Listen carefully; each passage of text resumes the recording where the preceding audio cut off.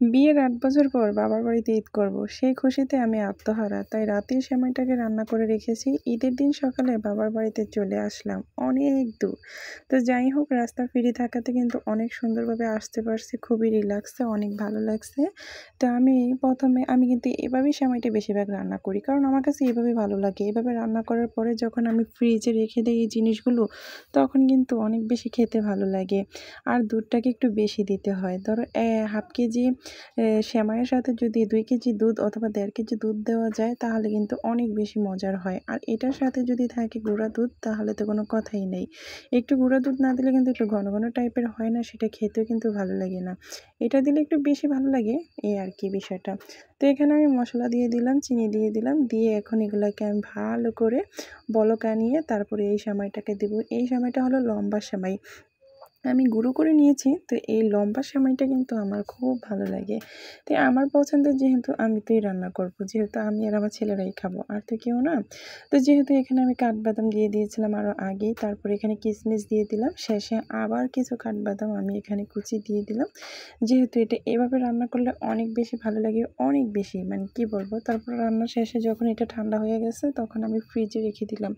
তারপর রাত্রেবেলা সবাই মিলে একসাথে খেয়ে তারপর সকালবেলা চলে আসলাম বাবার বাড়িতে। এই তো প্রথমে আমি আপুর বাড়িতে আসলাম, যেহেতু আপুরা কুরবানি দিয়েছে। তো আমাকে বলছে যে যদি আসোস তাহলে কি করবি, চলে আসিস আমাদের বাসায়।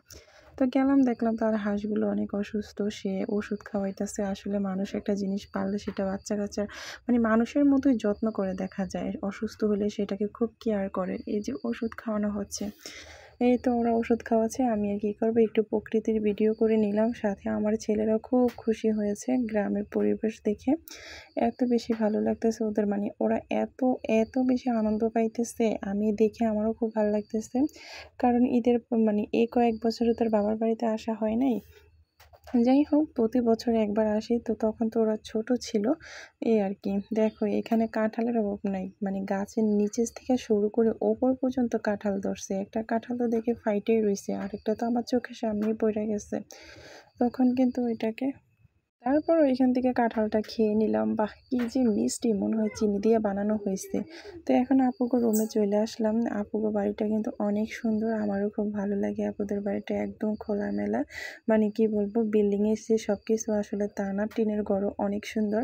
তো এই তো সব কিছু মিলিয়ে খুবই ভালো লাগলো। তারপর বিকালবেলা নিজেদের বাড়িতে চলে আসলাম। এসে যেহেতু ভাগ্নির বিয়ে, সেই হিসাবে ঘরটাকে একটু গুছাতে হবে, সাজাতে হবে, সেই জন্য আমি রং নিয়ে এসেছিলাম কিনে। তো এই রঙগুলোকে পরে এখন আমি রং করা শুরু করে দিলাম টিনের মধ্যে, যেটা রং করলে যদি রুমটা সুন্দর দেখায়। এই ছিল আজকে আমার ভিডিও। তো আমার ভিডিও কেমন লাগলো তোমাদের কাছে, যদি ভালো লাগে অবশ্যই লাইক কমেন্ট শেয়ার করবে আর সাথে থাকবে, কারণ নেক্সট ভিডিওতে কিন্তু ভালো ভালো ইয়ে আসতেছে, মানে দেখার মতো যেটাকে বলে। তো অনেক সুন্দর সুন্দর ব্যাপার আছে সেখানে, সেগুলো কিন্তু মিস করবে না, অবশ্যই আমার সাথে থেকো। পুরো ঘরটাকে আমি নিজে একা হাতে রং করব, সেটার জন্য অপেক্ষায় থেকো, আমি দেখাবো যে কিভাবে করতেছি। আসলে রং করতে কিন্তু অনেক কষ্টের, তারপরও নিজে করে নিলাম, অনেক বেশি সুন্দর লাগছে। তো আজকে এ পর্যন্ত, আল্লাহ হাফেজ, সবাই ভালো থেকো।